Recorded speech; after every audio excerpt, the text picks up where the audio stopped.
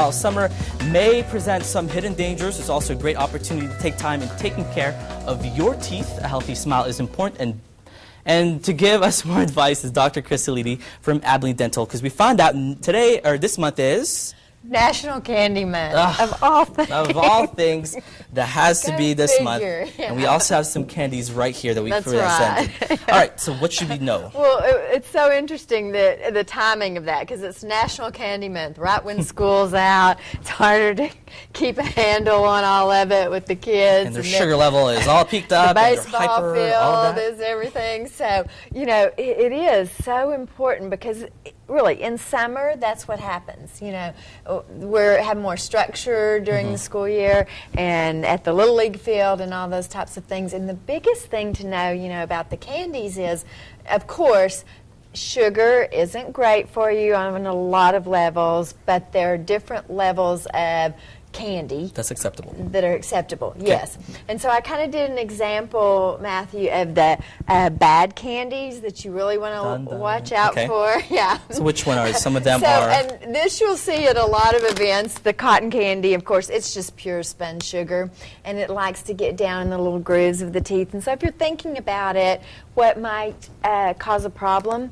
It's candies like this. Okay. Sugar babies, oh, they're a big culprit because they're sticky, high candy level, and they stay down in those grooves. Ugh. And Jolly Rancher, I love this one. It's hard with a soft center, chewy.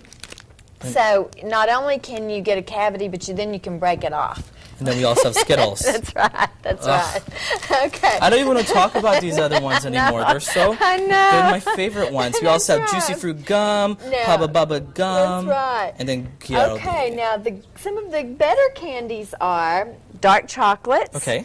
And if they have nuts in them, like almonds, then dark chocolate has some anti-cavity property, actually, and so do the nuts. So that helps on two fronts if you have to do the candies. So I have those, and these are new almond M&Ms, so that's kind of interesting. So that's an interesting mix, something with the peanuts and whatnot. Exactly. So I know we also have some photos here. Yes, and so this shows, if you'll look closer, then it's really hard to see. Cavities can be sneaky, and particularly the sugar candies. Okay. And so if you can zoom in right there we go. So you can't really tell there's a cavity in between this tooth, and this is just 6 months later.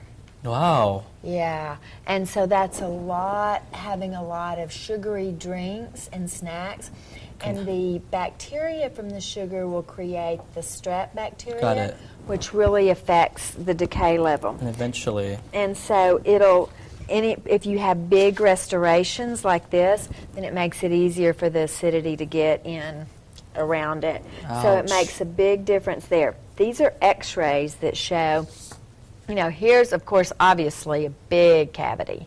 Here's one under an old filling, and then here's one down in between the teeth. So they can go from little bitty to bigger. And a gradual progression really that you don't want to be until then. Exactly. But I just love sugar babies.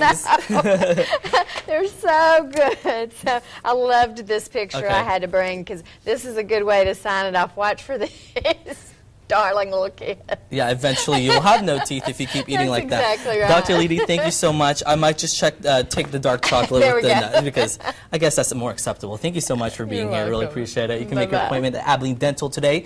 Just call the number on your screen or head to their offices of Buffalo Gap Road. Also check them out on Facebook and Twitter. Just search Abilene Dental.